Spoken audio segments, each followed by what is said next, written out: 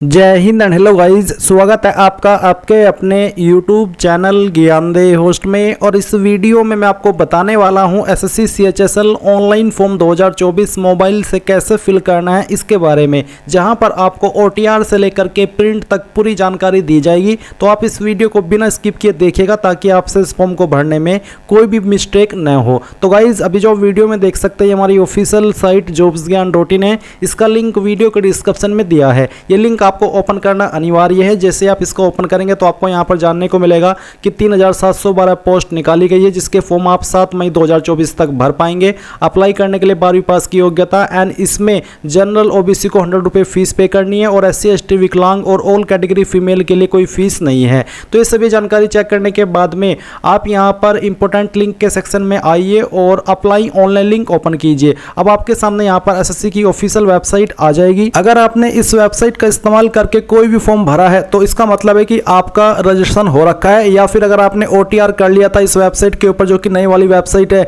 तो आपका OTR हो रखा है। आप डायरेक्टली यहाँ पर लॉगिन और रजिस्टर के ऊपर क्लिक करके आपका रजिस्ट्रेशन नंबर एंड जो आपने पासवर्ड बनाया था वो यहाँ पर डाल करके कैप्चा कोड डाल करके लॉगिन कर लेंगे। बट गाइज अगर आप फ्रेशर है, फर्स्ट टाइम इस वेबसाइट का इस्तेमाल करके अपने फॉर्म को भर रहे हैं तो फिर आप यहाँ पर रजिस्टर नाउ इसके ऊपर क्लिक करेंगे एंड देन इस तरह से वन टाइम रजिस्ट्रेशन का प्रोसेस आएगा। अब आप यहाँ पर कंटिन्यू के ऊपर क्लिक कीजिए। अब आपको यहाँ पर सबसे पहले पर्सनल डिटेल देनी है। तो सबसे पहले पूछा है कि do you have Aadhaar card. अगर आपके पास है तो आप यस करिएगा।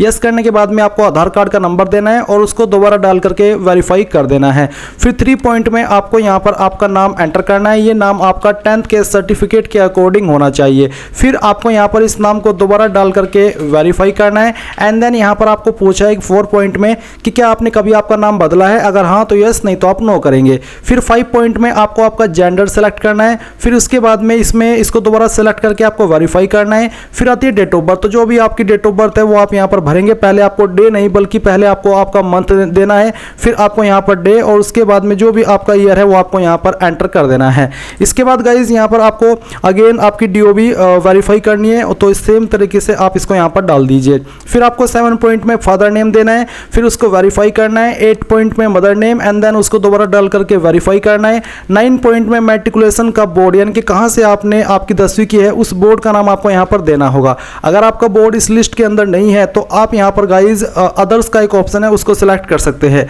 ये आप सिलेक्ट कर सकते हैं एंड फिर उसको दोबारा सिलेक्ट करके आप वेरीफाई करेंगे जो भी आपका बोर्ड है। इसके बाद 10th के अंदर यानी कि 10th जो पॉइंट है इसके अंदर आपको आपका रोल नंबर देना है 10वीं का और फिर उसको दोबारा डाल करके वेरीफाई करना है। 11 पॉइंट में आपको बताना कि किस साल के अंदर आपने आपकी 10वीं पास कर ली थी और फिर उसको दोबारा सिलेक्ट करके आपको यहाँ पर वेरीफाई करना है। 12 पॉइंट में आपको बताना कि आपकी हाईएस्ट क्वालिफिकेशन क्या है वो आप यहाँ पर सेलेक्ट कर लेंगे और फिर उसको दोबारा सेलेक्ट करके वेरीफाई कर देंगे।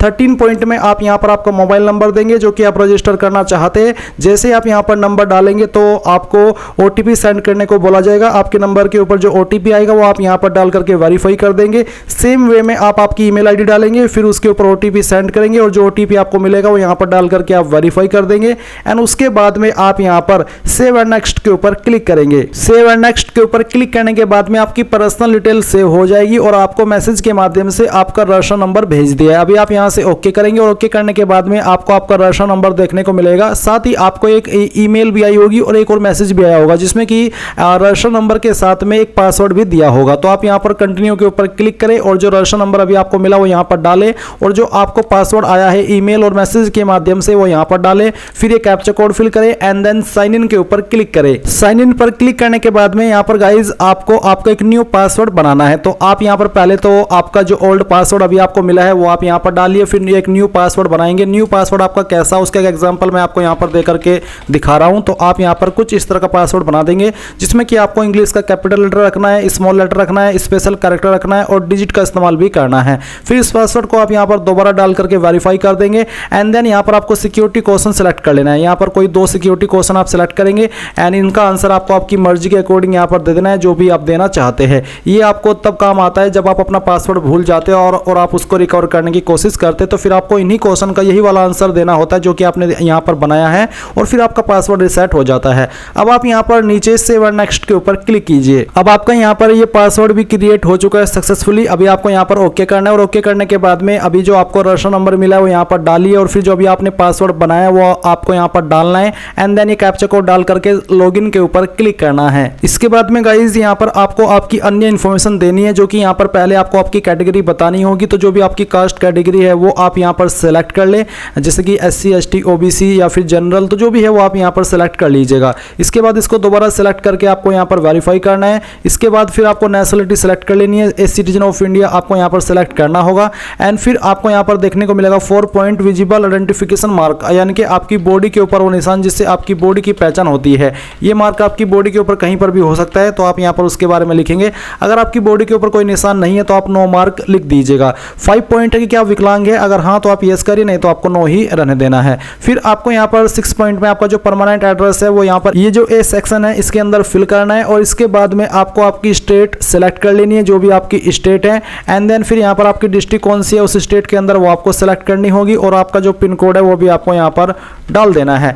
एंड उसके बाद में गाइज आपको 7 पॉइंट में पूछा कि क्या आपका प्रेजेंट और परमानेंट एड्रेस एक है, यानी कि अलग अलग तो नहीं है। अगर अलग अलग है तो नो करके अलग से आप यहाँ पर भर सकते हैं, नहीं तो आप यहाँ पर यस कर दीजिए कि हाँ मेरा एड्रेस एक ही है। उसके बाद आप यहाँ पर नीचे सेव एंड नेक्स्ट के ऊपर क्लिक करेंगे। अब आप यहाँ पर देखेंगे कि जो आपकी एडिशनल डिटेल है ये वाली ये भी सेव हो चुकी है। अब आपको यहाँ से ओके करना है, और ओके करने के बाद में आपके सामने डिक्लेरेशन है। अब आप यहाँ पर टिक कीजिए, और टिक करने के बाद में आपने जो भी जानकारी अभी OTR के अंदर भरी है वो यहाँ पर प्रीव्यू OTR के ऊपर क्लिक करके चेक कर ले। अगर आपको लगता है कि सभी जानकारी सही है तो आप यहाँ पर इसको कट करके यहाँ से आपका जो डिक्लेयर है इसके ऊपर क्लिक करेंगे, और चाहे तो आप यहाँ से इस OTR का प्रिंट भी ले सकते हैं या फिर PDF के रूप में सेव कर सकते हैं। तो चलिए अब मैं यहाँ पर इसको डिक्लेयर के ऊपर क्लिक कर देता हूँ, यानी कि फाइनल सबमिट करता हूँ। तो गाइज अब आपका यहाँ पर OTR हो चुका है। अब आप इन फ्यूचर जो भी फॉर्म भरेंगे, चाहे आप कोई सा भी फॉर्म भर रहे हैं, वो आप लोग इसी रजिस्टर नंबर एंड इसी पासवर्ड का इस्तेमाल करके भर पाएंगे। तो चलिए अब यहाँ से आप ओके कर दीजिए। नाउ गाइज आपका यहाँ पर OTR कंप्लीट हो जाने के बाद में आपको आपकी CHSL की पोस्ट देखने को मिलेगी। अभी आप यहाँ पर अप्लाई के ऊपर क्लिक करेंगे। अप्लाई पर क्लिक करने के बाद में यहाँ पर आपके सामने पर्सनल डिटेल आएगी, जो कि आपने OTR के अंदर भरी है। आप इन सभी जानकारी को चेक करेंगे, और चेक करने के बाद में नीचे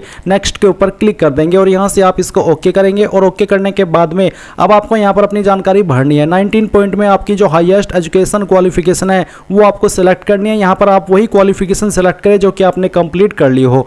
20 पॉइंट में आपको बताना है details of qualifying educational qualification, यानी कि कौन सी क्वालिफिकेशन से आप इस पोस्ट पर अप्लाई कर रहे हैं, 12वीं या फिर उसके बराबर की योग्यता, तो जो भी है वो आप सेलेक्ट कर ले। फिर जो है जो आपकी क्वालिफिकेशन है वो आपने पास कर ली है या भी आप कर रहे हैं। अगर कर रहे हैं तो आप अपीयरिंग सेलेक्ट करेंगे। अगर आप पास कर चुके हैं तो फिर यहाँ पर आपको आपका पासिंग ईयर सेलेक्ट करना है। जिस ईयर के अंदर भी आपने 12वीं की है वो आप सेलेक्ट कर लीजिएगा।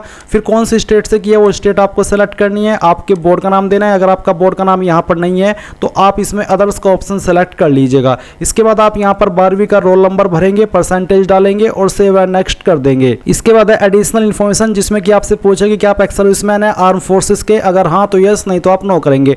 22 पॉइंट है कि आपको आईसीयू के अंदर छूट चाहिए, जो कि SC ST कैंडिडेट को 5 साल की और OBC को 3 साल की मिलती है। अगर हाँ तो यस, नहीं तो आप नो करेंगे। 23 पॉइंट में चाहे आप यस करें चाहे नो करें, आपके फॉर्म के ऊपर कोई भी प्रभाव नहीं पड़ेगा। तो आप यहाँ पर सेव एंड नेक्स्ट कर दीजिए इसमें यस नो करने के बाद में। अब आप ओके करेंगे, और ओके करने के बाद में आपको यहाँ पर 24 पॉइंट में एग्जाम सेंटर की प्रेफरेंस देनी है। तो 3 चॉइस आपकी मर्जी के अकॉर्डिंग आप यहाँ पर सेलेक्ट कर लीजिएगा। 25 पॉइंट में आपको आपका जो एग्जाम देना है कंप्यूटर बेस्ड एग्जाम, वो किस लैंग्वेज में देना चाहते हैं वो लैंग्वेज आप सेलेक्ट कर ले। उसको दोबारा सेलेक्ट करके वेरीफाई करें।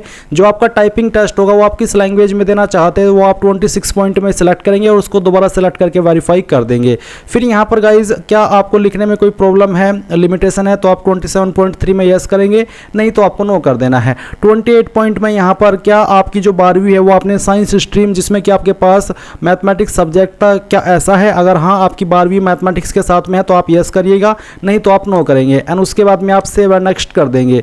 अब आपको यहाँ पर फोटो एंड साइन अपलोड करना है। अभी गाइज यहाँ पर जो आप फोटो अपलोड करेंगे, आपको लाइव फोटो कैप्चर करना है। इसमें कैप्चर करने में काफ़ी सारे कैंडिडेट प्रॉब्लम फेस कर रहे हैं। अगर आपको प्रॉब्लम आ रही है फोटो कैप्चर करने में, तो मैंने इसको लेकर के एक वीडियो बनाई है स्पेशली, तो आप ये वीडियो वॉच कर लीजिए। इसमें मैंने बहुत ही अच्छे से बताया कि कैसे आपको फोटो कैप्चर करना है, किन चीज़ों का ध्यान आपको रखना है फोटो कैप्चर करते समय। एंड अगर आप एप्लीकेशन जो कि SSC की एप्लीकेशन है, ऐप है, उसके माध्यम से फोटो अपलोड करना चाहे तो उसकी जानकारी भी इस वीडियो के अंदर दी गई है। ये वीडियो आप वॉच कर लीजिएगा, इससे आपको पूरी जानकारी मिल जाएगी कि कैसे आपको फोटो कैप्चर करना है। तो आप यहाँ पर लाइव फोटो कैप्चर कर लीजिएगा। एंड उसके बाद में आपको यहाँ पर आपका सिग्नेचर अपलोड करना है, और फिर आप सेव एंड नेक्स्ट करेंगे। सेव एंड नेक्स्ट करने के बाद में जो भी जानकारी आपने इस फॉर्म के अंदर भरी है वो सभी आपकी चेक आएगी, आपको उन सभी को वेरीफाई करने के बाद में सबमिट करना है।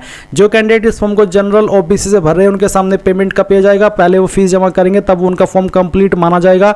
SC ST और ऑल कैटेगरी फीमेल के लिए कोई फीस नहीं है, इसलिए वो डायरेक्टली अपने फॉर्म का फाइनल प्रिंट आउट ले लेंगे और उनका फॉर्म फाइनल सबमिट माना जाएगा। तो इस तरह से गाइज आप लोग यहाँ पर SSC CHSL ऑनलाइन फॉर्म 2024 को मोबाइल से भरेंगे। आई होप ये प्रोसेस आपको पसंद आया होगा। So thanks for watching. जय हिंद।